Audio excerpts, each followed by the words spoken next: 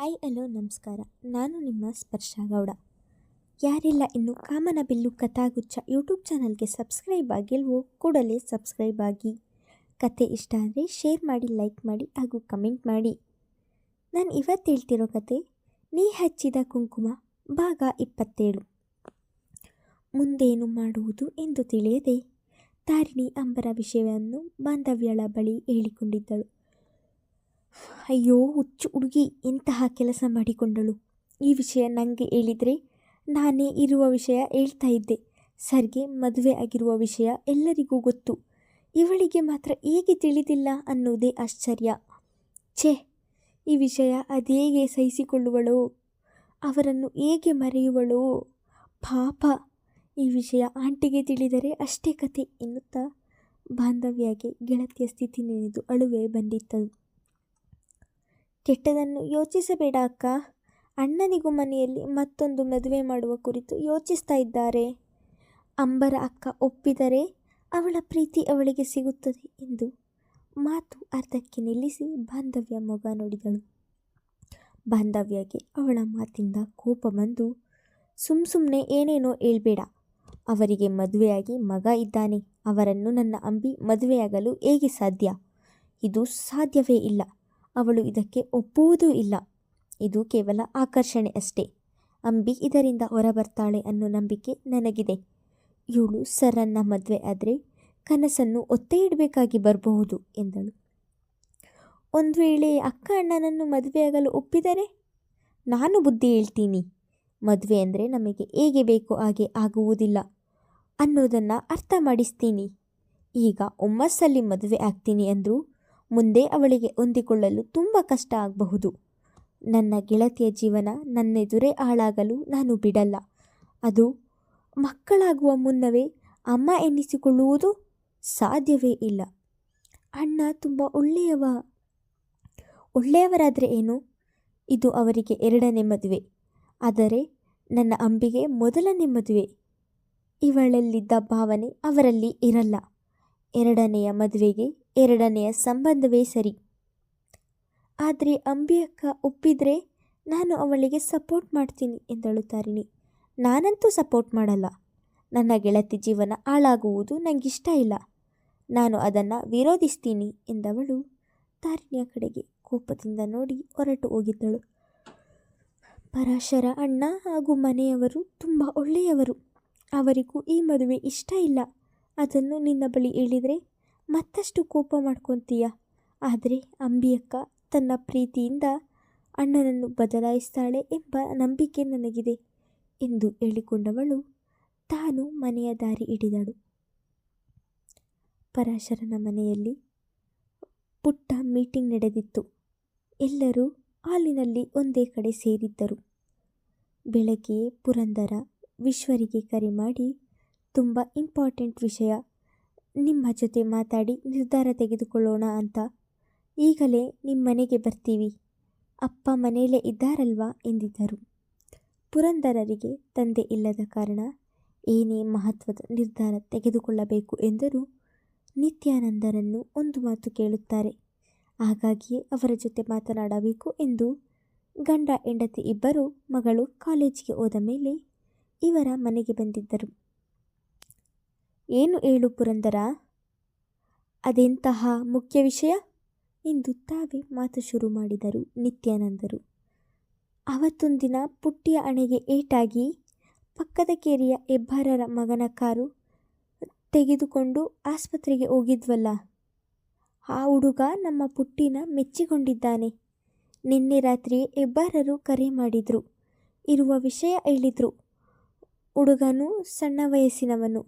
ಈಗ ತಾನೇ ಓದು ಮುಗಿಸಿ ಬೆಂಗಳೂರು ಸೇರಿಕೊಂಡಿದ್ದಾನೆ. ಅದೇ ಹೆಬ್ಬಾರರ ತಾಯಿಗೆ 90 ವಯಸ್ಸಂತೆ. ಇತ್ತೀಚೆಗೆ ಸಾಯುವ ಮುನ್ನ ಮೊಮ್ಮಗನ ಮದುವೆ ನೋಡಿ ಹೋಗಬೇಕು ಎಂದು ಒಂದೇ ಹಠವಂತೆ. ಹುಡುಗನು ಒಳ್ಳೆಯವನು. ಮನೆಯಲ್ಲಿ ಬೇಕಾದಷ್ಟು ಆಸ್ತಿ ಇದೆ.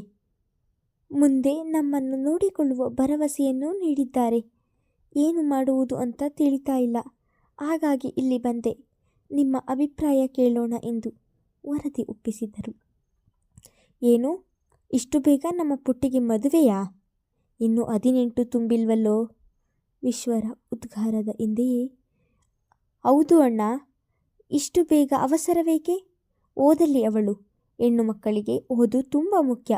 ಇಲ್ಲ ಅಂದರೆ 1 ರೂಪಾಯಿಗೂ ಪ್ರತಿ ಸಾರಿ ಗಂಡನ ಬಳಿ ಕೇಳುವ ಸ್ಥಿತಿ ಬರುತ್ತೆ.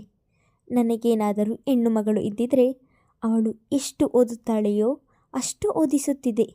ಮದುವೆಯಾದ ಮೇಲೆ ಹೆಣ್ಣಿನ ಜೀವನ ಸಂಪೂರ್ಣ ಬದಲಾಗುತ್ತದೆ.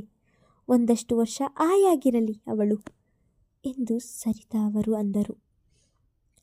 ಪುಟ್ಟಿ ಕೇಳಿದ್ಯಾ? ಏನೆಂದಳು ಅವಳು? ನಿತ್ಯಾನಂದರು ಸಮಾಧಾನದಿಂದ ಕೇಳಿದರು. ಅವಳ ಬಳಿ ಇನ್ನೂ ಹೇಳಿಲ್ಲ. ಆದರೆ ಇಷ್ಟು ಬೇಗ ಮದುವೆ ಮಾಡಲ್ಲ ಅಪ್ಪಯ್ಯ. ಇಬ್ಬರರ ತಾಯಿಯ ಸಮಾಧಾನಕ್ಕೆ ಈಗ ಎಂಗೇಜ್ಮೆಂಟ್ ಮಾಡಿ ಇರೋದು. 18 ತುಂಬಿದ ಮೇಲೆ ಮದುವೆ. ಆ ಹುಡುಗ ಸೂರಜ್ ತುಂಬ ಒಳ್ಳೆಯವ. ಮದುವೆಯ ನಂತರವೂ ಅವಳು ಎಷ್ಟು ಬೇಕಾದರೂ ಓದಲಿ. ಅವಳ ಸ್ವಾತಂತ್ರ್ಯಕ್ಕೆ ನಾನು ಅಡ್ಡ ಬರಲ್ಲ ಅಂದ. ನನಗೂ ಇರುವ ಒಬ್ಬಳೆ ಮಗಳನ್ನು ಬಹಳ ದೂರ ಕೊಡುವ ಮನಸ್ಸಿಲ್ಲ. ಇದೇ ಊರಲ್ಲಿ ತಿಳಿದವರಿಗೆ ಕೊಟ್ಟರೆ ಒಳ್ಳೆಯದಲ್ವೇ ಅಪ್ಪಯ್ಯ? ಮಗನ ಸ್ಥಿತಿ ಆಗಾದ ಮೇಲೆ ಪುಟ್ಟಿಗೆ ಚೂರು ನೋವಾದರೂ ಭಯ ಆಗುತ್ತೆ. ನಾನು ಗಟ್ಟಿ ಇರುವಾಗಲೇ ಪುಟ್ಟಿಯ ಮದುವೆ ಮಾಡೋಣ ಅಂತ. ನೀನು ಹೇಳ್ತಾ ಇರೋದು ಸರಿ ಇದೆ. ಆದರೆ ಅವಳು ಇನ್ನೂ ಚಿಕ್ಕವಳು. ಯೋಚಿಸಿ ನಿರ್ಧಾರ ತಗೋ.